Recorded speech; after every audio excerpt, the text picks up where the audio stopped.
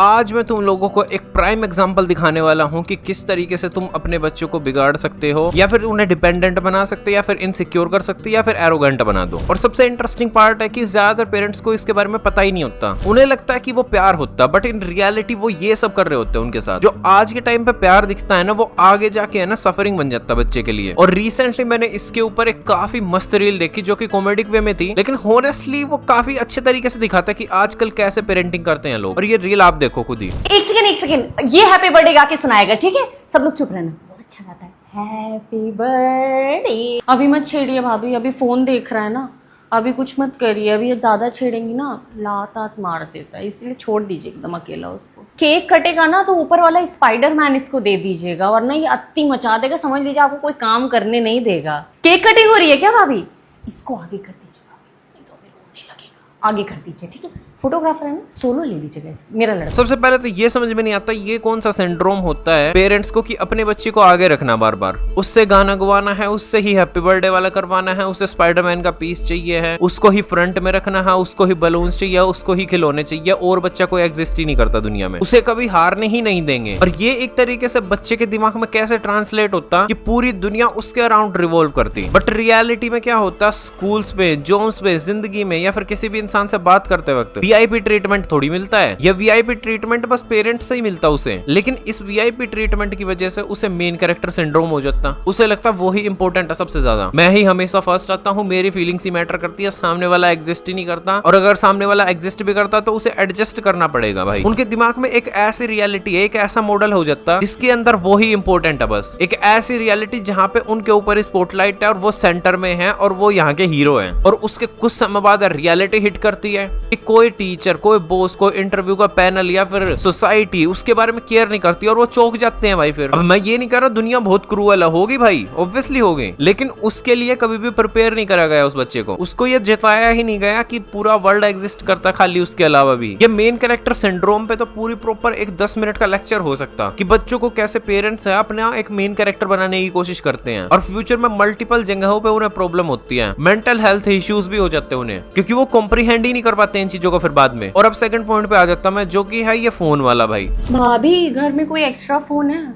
हमारा डेड हो गया और ये बिना देखे ना खाना नहीं खाता है, दे दीजिए, वरना ये बिल्कुल एक बाइट नहीं लेगा। इसको भी खिला लो अपने साथ, जाओ इसको रूम में लेके जाओ। छोटा भाई है ना आपका, खिला आउट नहीं करना बेटा, वरना बहुत रोएगा। अब देखो खाली रील की बात नहीं है, मैंने रियलिटी में भी बहुत लोग देखे हैं जो अपने बच्चों को फोन दे देते हैं कुछ भी होता। वो गुस्सा हो गया फोन दे दिया, रो रहा है फोन दे दिया, खाना खा रहा फोन दे दिया, बोर हो रहा फोन दे दिया, कुछ उन्हें काम करना फोन दे दिया, बस फोन देते रहते उसे। और ये तो मैंने हर जगह ही देख रखा। पेरेंट्स बच्चों से इतने थक चुके हैं कि उनके साथ खेलना बात करना चाहता ही नहीं, उन्हें फोन ही दे देते हैं। या फिर पेरेंट्स बहुत करोड़ों की संपत्ति करने वाले, असल में तो है ना भाई करोड़पति भी लोग है ना अपने बच्चों को फोन नहीं देते इतना जितना हम मिडिल क्लास लोग दे देते हैं। और फोन ही उनका बेबी सिटर बन जाता फिर। और वो बेबी सिटर है जो उन्हें लेसन्स भी सिखाता। मल्टीपल ऐसी चीजों से उनका एक्सपोजर हो जाता है जो चीजों का एक्सपोजर उन्हें नहीं होना चाहिए था। और खाली यही प्रॉब्लम नहीं है, जब बच्चों के पास फोन होता है तो वो खाली उनका टाइम कंज्यूम नहीं करता, उनकी डेवलपमेंट भी निकल ही जाता भाई। बच्चों को बोरडम की जरूरत है, उन्हें बोर होने की जरूरत है, क्योंकि उसकी वजह से क्रिएटिविटी आती है, सोशल स्किल्स बढ़ती है, उनकी इमेजिनेशन बढ़ती है, पेशेंस भी आता है। बट हर मोड पे अगर उसे फोन दिया जाएगा तो उसे सोचने की ही जरूरत नहीं बच्चे को, उसे बस एंटरटेन होना है। ना उसे पेशेंस की जरूरत, ना फोकस की जरूरत, ना रेजिलियंस की जरूरत। उसे जरूरत ही नहीं है इन सारे ट्रेड्स की, उसे शायद फोन की ही जरूरत है। और जिस तरीके से बच्चों को छोटी छोटे फेलियर से बचाया जाता, छोटी सी फ्रस्ट्रेशन, छोटी सी डिसअपॉइंटमेंट, छोटी सी हार, वो छोटे से स्ट्रगल्स होते हैं ना छोटे छोटे बच्चों के, वो सारे के सारे ऑब्स्टेकल्स जो उन्हें खुद लांगने थे, पेरेंट्स उन्हें कुदवा देते खुद ही, वो भी हाथ से पकड़ के पार करवा देते। हर छोटी से छोटी प्रॉब्लम रिमूव करने की कोशिश करते बच्चे की जिंदगी से। उसकी वजह से भी कई प्रॉब्लम्स होती। फिर एक बच्चा जिसने कभी भी ना नहीं सुनी अपने पेरेंट्स से, वो कभी पेशेंस नहीं सीख सकता। क्या हुआ? गर्वित भैया की रिमोट कार। गर्वित भैया देखो क्या कह रहा है, इसको दे दो रिमोट कार। अभी रोएगा फिर हमसे मत कहना कि रो रहा है। जाओ ले लो जाके। सारे बच्चे साइड हो जाओ, साइड हो जाओ बेटा। क्रिश्विन वो वाला गाना लगा दो, शरारत वाला, ये अकेले डांस करेगा, ठीक है?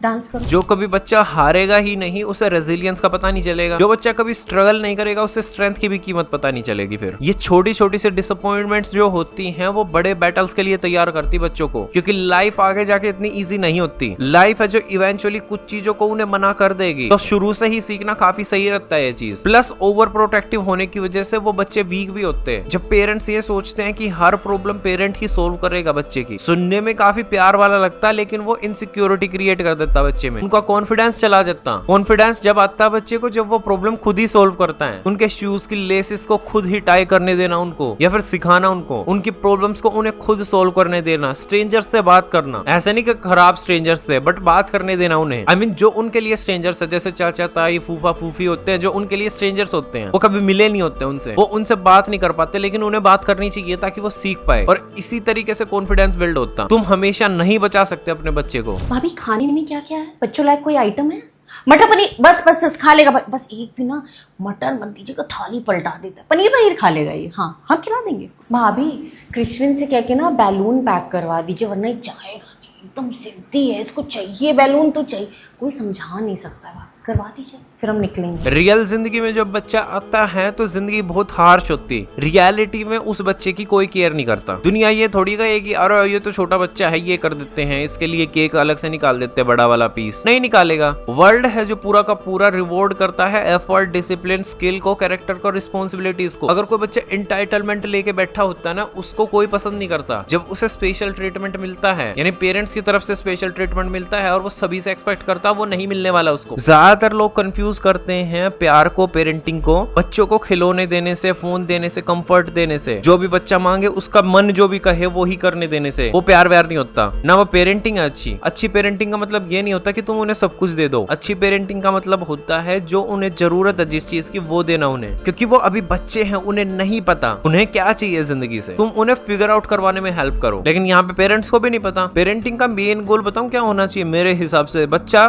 सीखे, आगे बढ़े, दुनिया को भी समझे, चीजें भी सीखे, इंडिपेंडेंट बने, रिस्पॉन्सिबल बने, इमोशनली हेल्दी बने। पागल सा ना हो कि कोई चीज नहीं मिली तो पागल ही हो गया। एक ऐसा इंसान बने जो कि एडजस्ट कर सकता हो कुछ चीजों में, और जो हाँ उसके हाथ की मेहनत है वो कभी ना छोड़े वो। अब देखो मेरे पास तो बच्चे हैं नहीं, मेरी शादी थोड़ी हुई है भाई, ना मेरी वाइफ है, बट रिसेंटली मैं पेरेंटिंग के बारे में भी पढ़ने की सोच रहा हूँ। प्लस मेरे पास बुक भी है एक, एक्टिव पेरेंटिंग के नाम से। आई डोंट नो, अभी मैंने पढ़ी नहीं है, पढ़ूंगा जब मैं पक्का शेयर करूंगा तुम लोगों के साथ। बट हाँ अगर तुम पेरेंट नहीं हो, अगर कोई लगा लो 24-25 साल का बंदा देख रहा है, तो फ्री टाइम में भाई पेरेंटिंग के बारे में भी पढ़ना काफी सही रहेगा भाई, क्योंकि तुम्हें पता होना चाहिए भाई कैसे बच्चों को पालना होता, कैसे उनको ग्रो करवाने में हेल्प कर सकते तुम। पता है इंडिया में काफी अंडररेटेड चीज है पेरेंटिंग के बारे में पढ़ना भी। मैंने काफी कम लोगों के मुंह से सुना है ये चीज के बारे में। मे बी मैं जब पढ़ूंगा एक्टिव पेरेंटिंग को तो शायद इलैबोरेट करके तुम्हें बताऊंगा इस चीज के बारे में और ज्यादा ब्रीफ में कि भाई क्या है उसके अंदर। तुम्हारी एज बड़ी है तो इसका मतलब ये नहीं है कि तुम्हें भी सब कुछ आता है, तुम्हें भी पढ़ने की बहुत जरूरत है। बाकी हाँ, the real actor this side and I am signing off. Bye bye.